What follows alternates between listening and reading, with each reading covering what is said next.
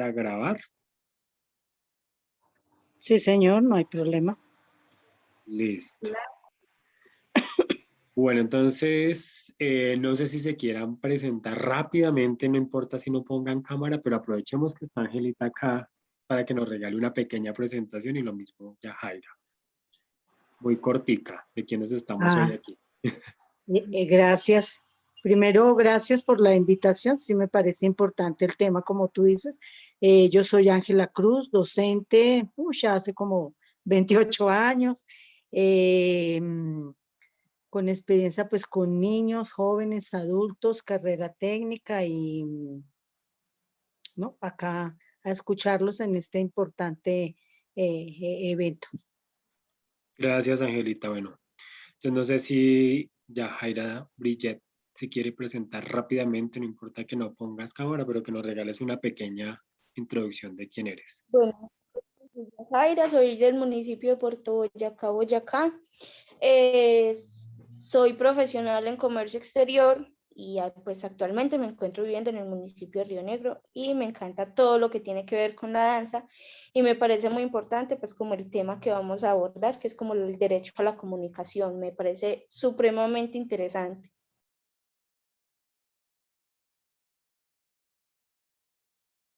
Bueno, yo hablando con el micrófono cerrado. Bueno, mi nombre es Jorge Palacios. Soy estudiante último semestre del programa de comunicación social que tiene un énfasis comunitario y que precisamente hoy pues estamos acá con este tema que nos convoca, que es el derecho a la comunicación. Entonces me voy a permitir compartir unos recursos que tengo por aquí para que ustedes los puedan disfrutar. Entonces, porfa, me confirman si les llega el audio. Vamos a ver rápidamente este video.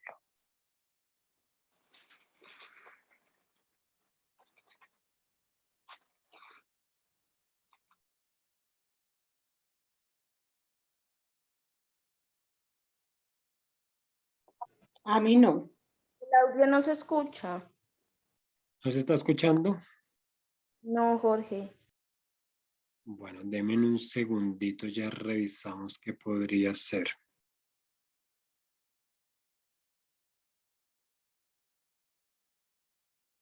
Bueno, entonces mientras que miramos qué pasa con el audio, porfa, confírmenme si les aparece una presentación. Sí, señor. ¿Sí? Bueno. Sí. Entonces tenemos lo que se denomina el derecho a la comunicación. Pues tenemos acá como todo este ejercicio que es muy importante frente a lo que queremos hoy justo hablar y dialogar. Y obviamente porque estamos en, digamos, en un escenario que es muy importante reconocer, ¿no es cierto?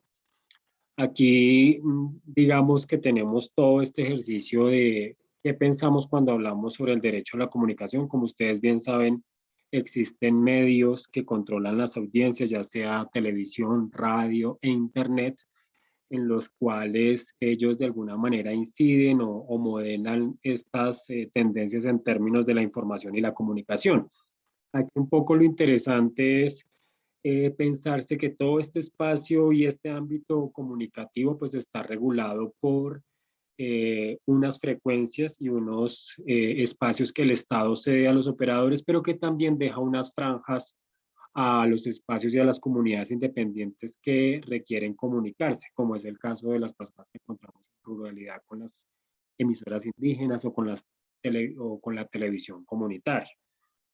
Hay dos escenarios muy importantes que definen, pues digamos, en términos de legislación, cuál es el espacio en relación al derecho a la comunicación y a la información, y está planteado bajo estos dos artículos. El primero es el artículo 15, que está relacionado con todas las personas en términos de que tienen un derecho a esa intimidad personal y familiar, y por lo tanto el Estado debe respetarlos y hacerlos respetar. De esta manera, todas las personas tenemos derechos a que se nos conozca, se nos actualice o se rectifiquen informaciones que se haya recogido sobre ellas en diferentes espacios o en diferentes entidades.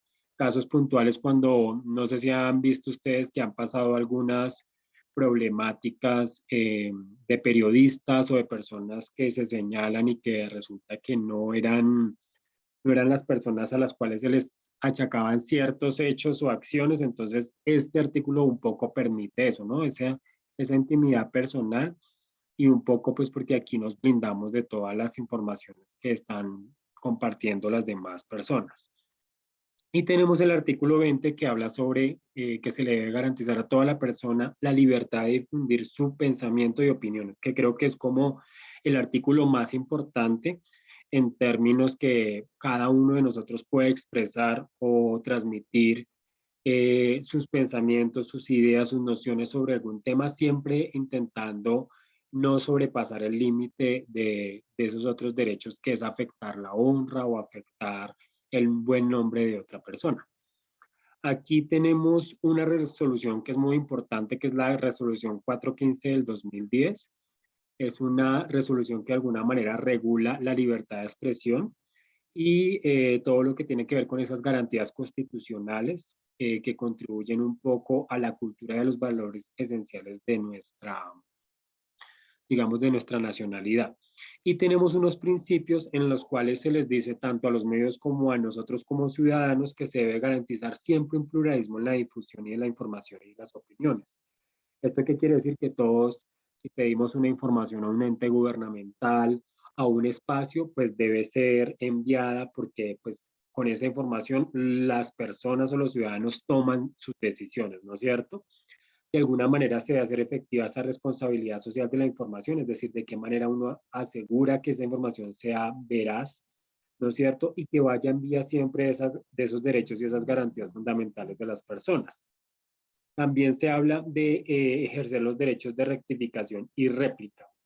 Y por el otro lado, de poder garantizar siempre la intimidad individual y familiar contra toda intromisión en términos de los ejercicios de radiodifusión o televisión. Entonces, aquí viene lo interesante. ¿Cómo es eso de relacionarse con el derecho a la comunicación o a la libre expresión?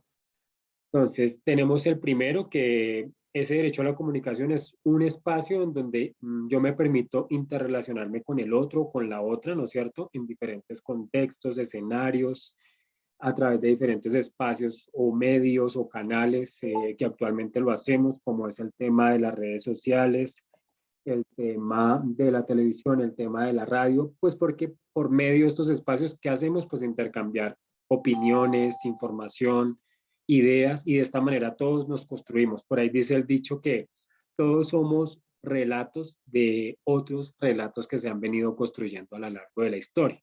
Entonces vean lo importante un poco en términos de establecer cuál es ese derecho a la comunicación. Y por el otro lado tenemos el derecho a la libertad de expresión. Este derecho permite que cada uno pueda difundir lo que piensa, lo que opina, ¿no es cierto? Y que pueda recibir cualquier tipo de información siempre y cuando ésta sea veraz e imparcial. ¿Esto que permite? Pues un acceso al conocimiento, a la ciencia y a la técnica y a todos los bienes de la cultura.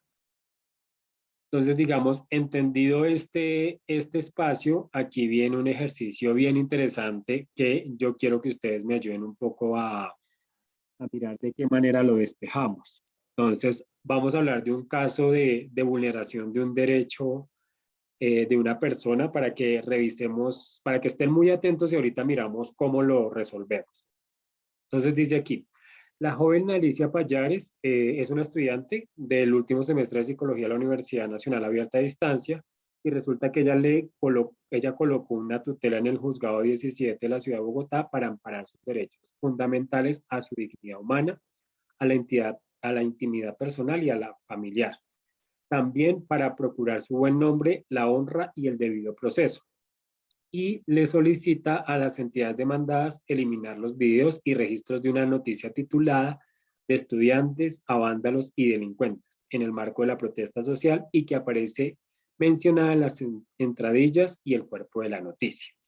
Entonces vamos a suponer que esta noticia se publicó en un medio, ¿no es cierto? Y aquí vamos a presentar un poco los hechos. La demandante dice que el 28 de abril estaba en la Plaza de Bolívar con un grupo de amigos donde un periodista la entrevistó. La demandante informa que llegó una turba y empezó a lanzarse objetos entre los manifestantes y la fuerza pública. La demandante se ubica cerca del banco, cerca a un banco, y habían allí unos protestantes que pues afectaron esas instalaciones. La policía la confunde, la retiene y el periodista pregunta el porqué de la retención. Ese mismo día aparecen las noticias de este canal, Cable Noticias, el titular de estudiantes a vándalos y delincuentes en el marco de la protesta social, en el cual aparecen todas estas entre ellas con su nombre personal. Aquí entonces tenemos la razón del demandante, o sea, nuestra estudiante. Ella dice que se debe rescatar el principio de la dignidad humana, pues porque nadie puede hacerle daño a una persona en su forma de percibir el mundo. Habla de que para garantizar esa supervivencia del hombre o la mujer o el niño, siempre se necesitan que las instituciones garanticen esa seguridad y esa protección frente a esas situaciones. Y habla del derecho a la honra que se encuentra consagrado en nuestra Carta Magna, que es la Constitución del 91.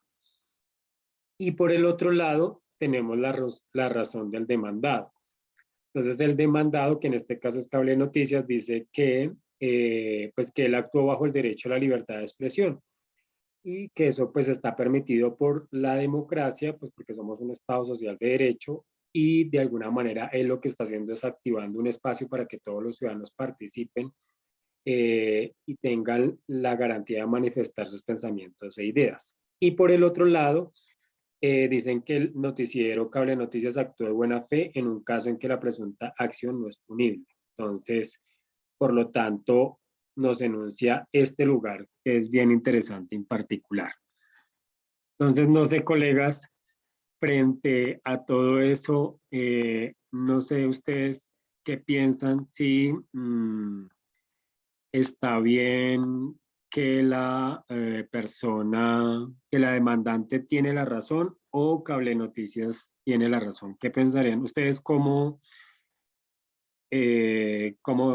cómo pensarían que se puede solucionar este caso? ¿Quién se lanza?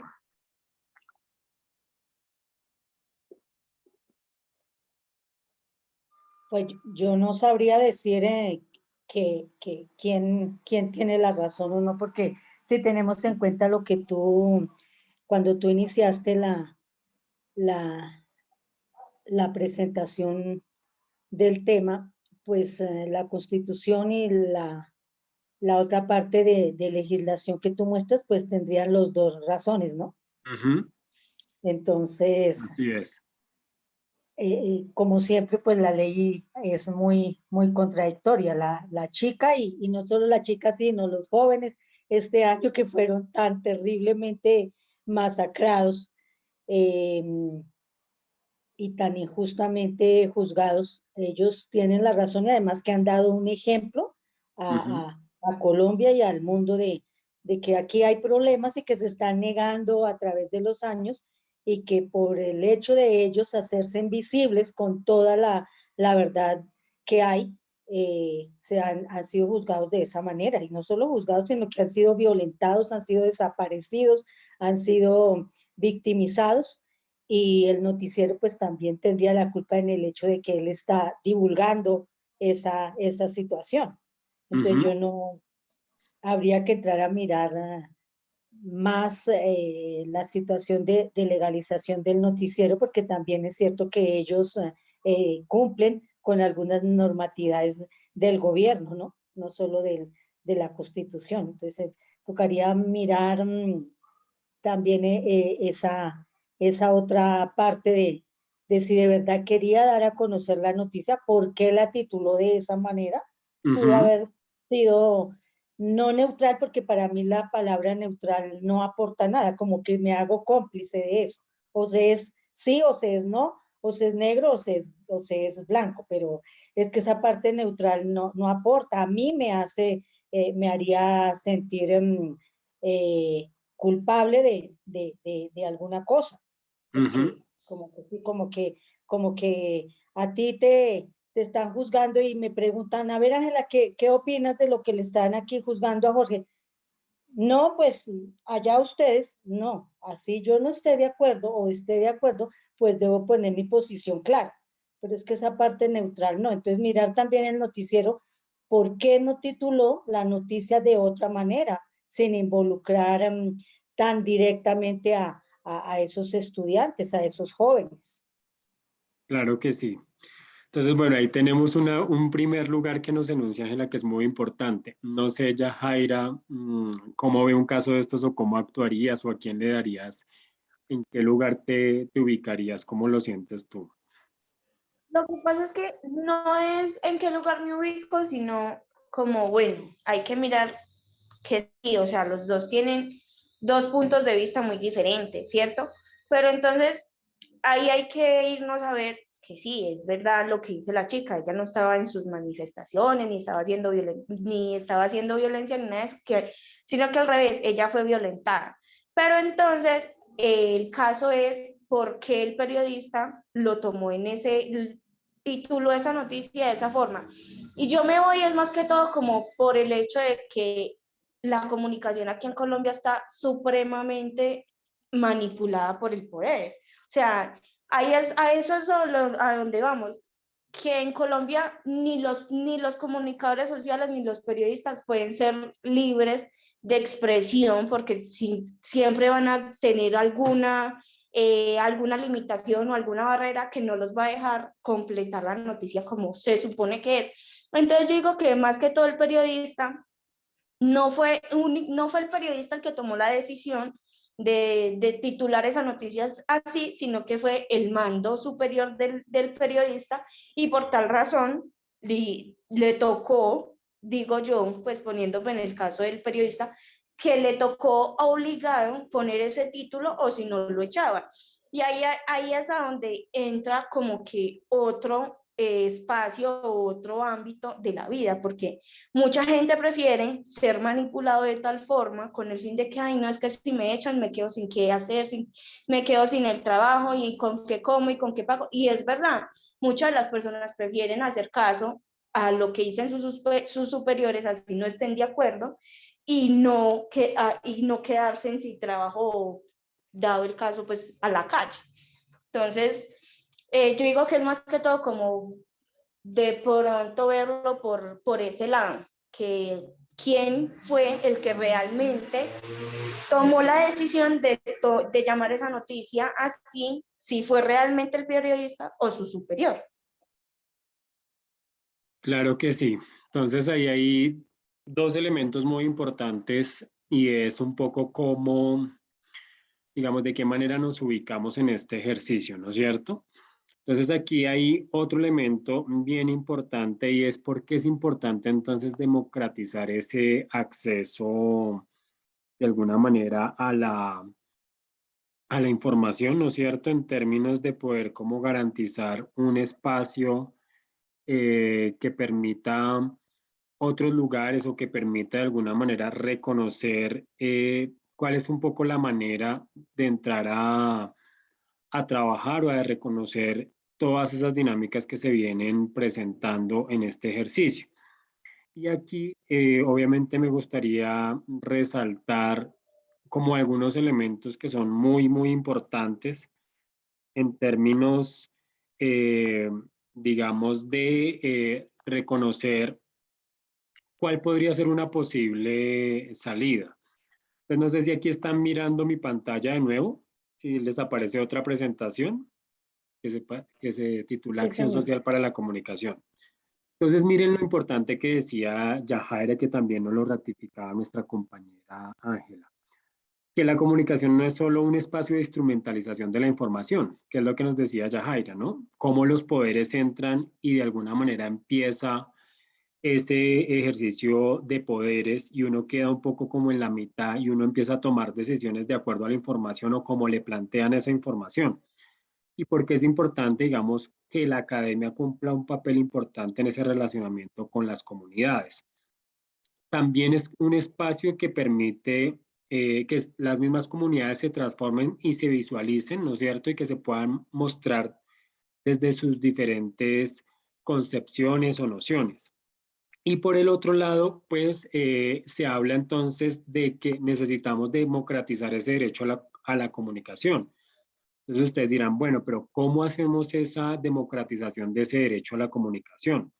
¿O qué se necesita para que se democratice este espacio? Entonces, primero, pues poder garantizar ese acceso, ¿no es cierto? La participación y esa contribución en el marco de la comunicación, pues porque eso permite disminuir esa concentración del poder y esas brechas de información, que es un poco lo que pasa con las redes sociales, que las redes sociales no las controla de alguna manera, en teoría, los grandes poderes, pues porque allí en las redes sociales todo se puede comunicar, ¿no es cierto? Es un instrumento en donde uno recibe información y uno, si ve que hay algo que no es correcto, uno lo puede retuitear, puede escribir, puede compartirlo y de esa manera uno puede participar.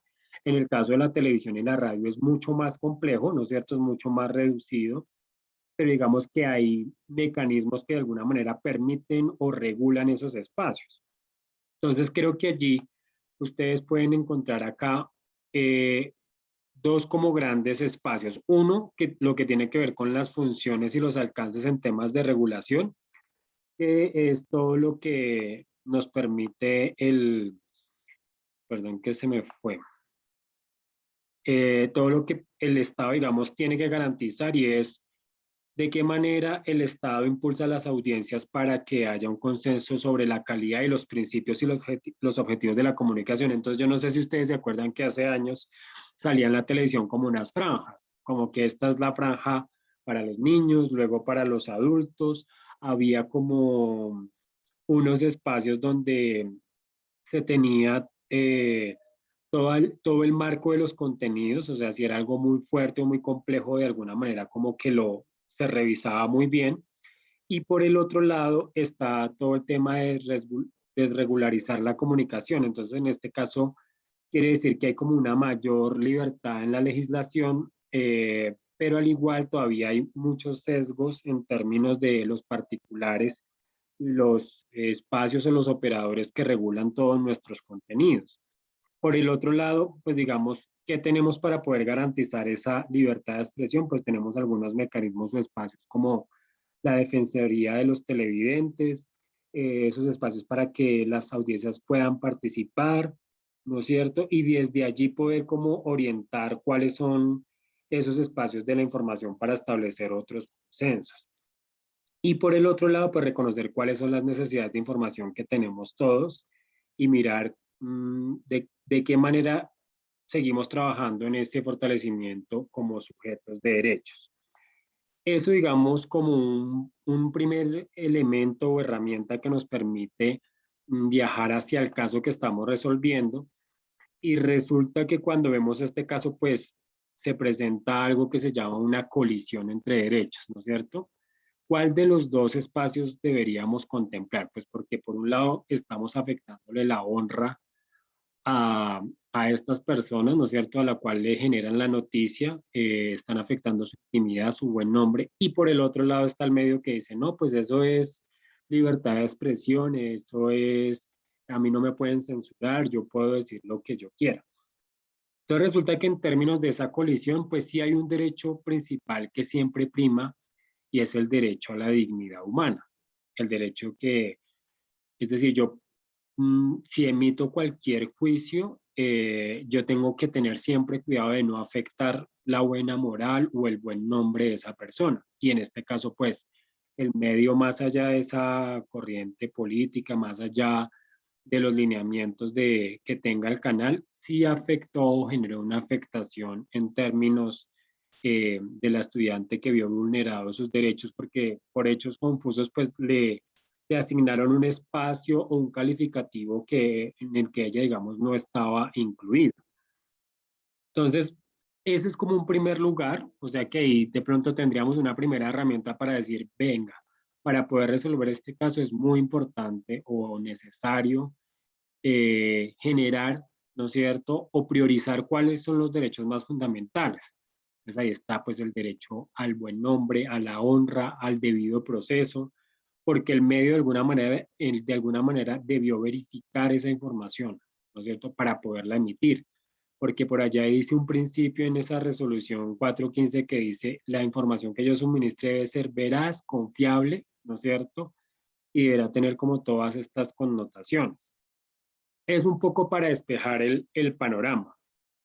Y por el otro lado, me gustaría ir un poco en términos de hacerles algunas preguntas frente a lo que ustedes han venido recogiendo hoy, y es, ¿qué creen ustedes que se necesita para que haya una mayor libertad de expresión de los jóvenes, no solo de Puerto Boyacá, sino los jóvenes de toda Colombia? ¿Qué creen ustedes que hace falta o en qué deberíamos trabajar como sociedad para que las personas tengan una mayor libertad de expresión? ¿Qué se les ocurre?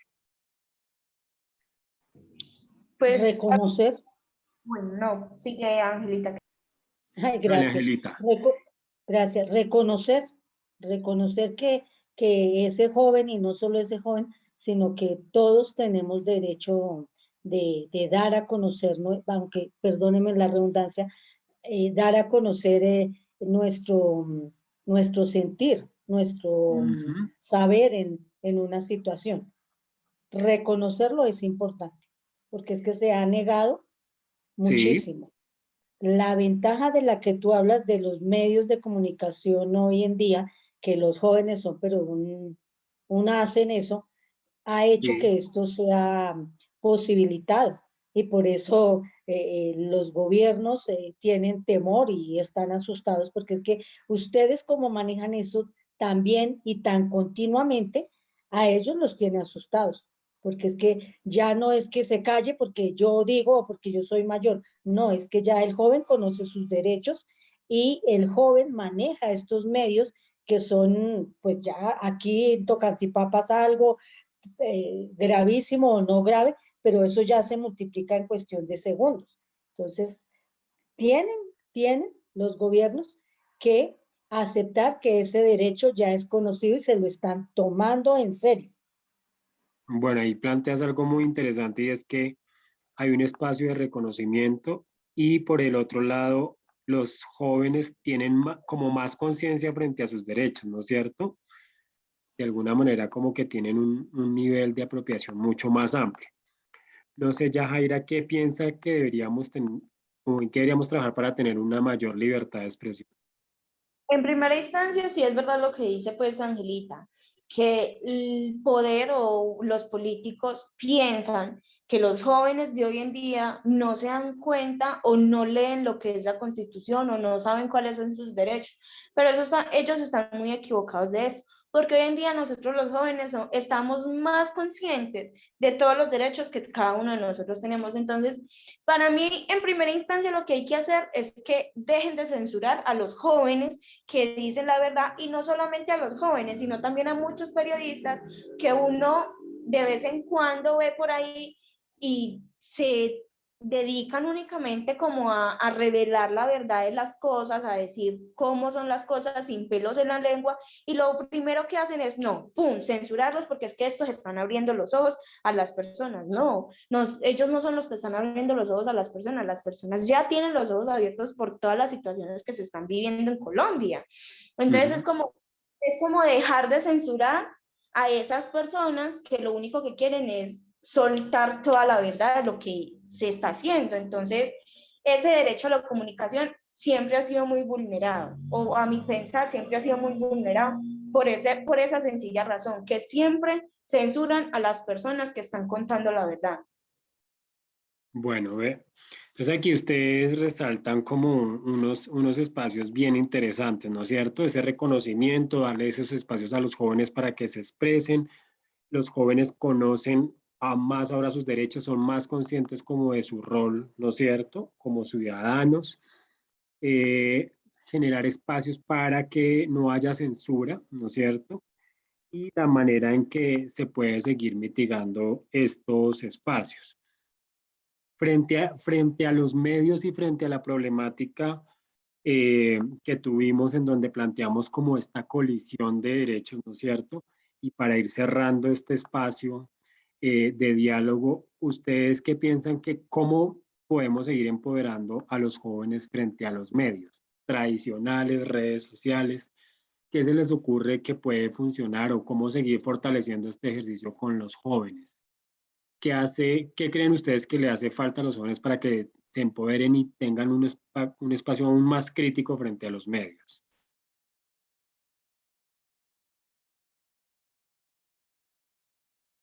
¿Me repites la pregunta? ¿Es cómo empoderarlos más? ¿Cómo empoderar a los jóvenes cada día más para que se empoderen frente a los medios? A todos los tipos de medios, televisión, radio, internet, redes sociales.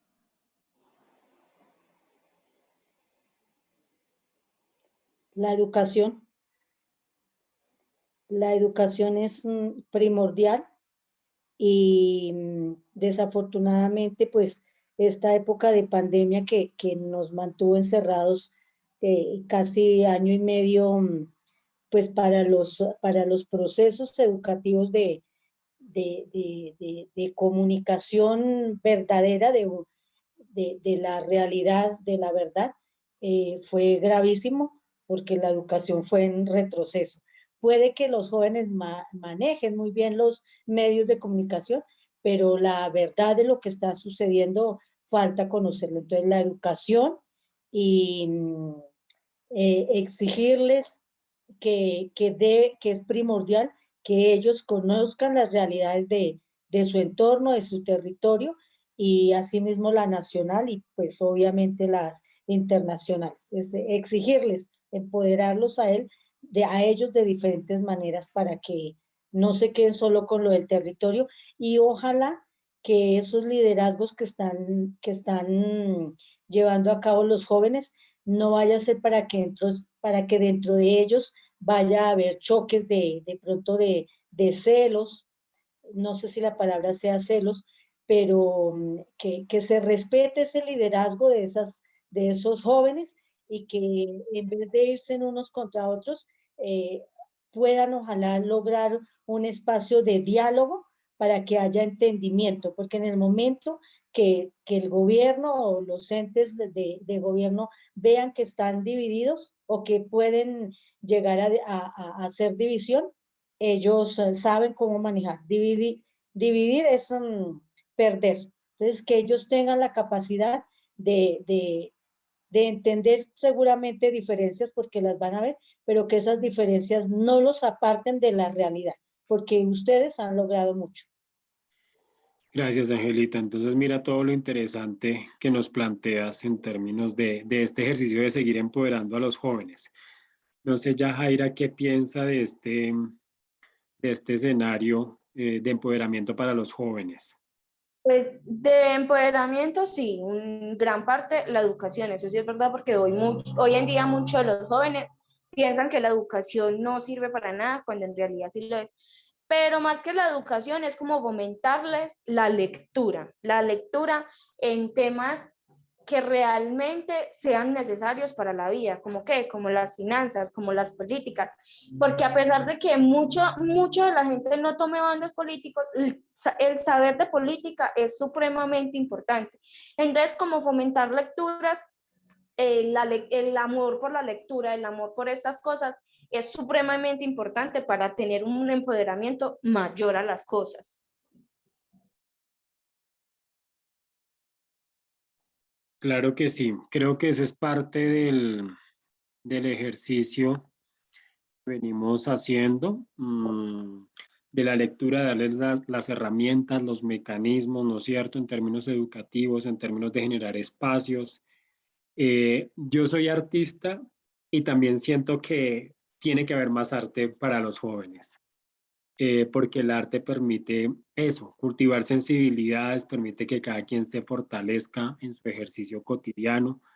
No solo hacemos artes para divertirnos o aprovechar el tiempo libre, hacemos arte porque necesitamos rescatar la humanidad y rescatar la sensibilidad, que es algo que también va muy conectado de todos estos espacios, si bien en el arte a veces no hay como unas cátedras o unos contenidos, no sé, como las otras materias, sí se trabajan muchos espacios sensibles, sensoriales, que le dan a cada uno de los jóvenes otras herramientas, liderazgo, cómo hablar en público, cómo trabajar de manera articulada con el otro, eh, y permite la creatividad, que creo que es el espacio más importante y más rico de todas las sociedades, que es pensarnos y soñarnos esos mundos diferentes que queremos. Eso es un poco la reflexión del otro espacio que quería comentarles. Aquí en el chat les dejé un Google Forms para que me regalen un poquito su asistencia y cuando quieran pues les suministro esta presentación y todos los otros recursos que se desarrollaron y agradecerles por el tiempo y por el espacio de estar aquí en este pequeño taller sobre la importancia de democratizar el acceso a la información, no solo para nosotros, sino para todas las personas que también a veces están en otros espacios, en otras regiones, y que de alguna manera la información es muy importante porque con la información todos tomamos decisiones. Si no estamos informados, es muy difícil tener un criterio y poder saber qué decisión es la que tengo que tomar o hacia qué camino me debo dirigir. Entonces, agradecerles por el tiempo, por el espacio y no sé si quieren compartir alguna reflexión, algo que les haya causado alguna impresión frente a este ejercicio.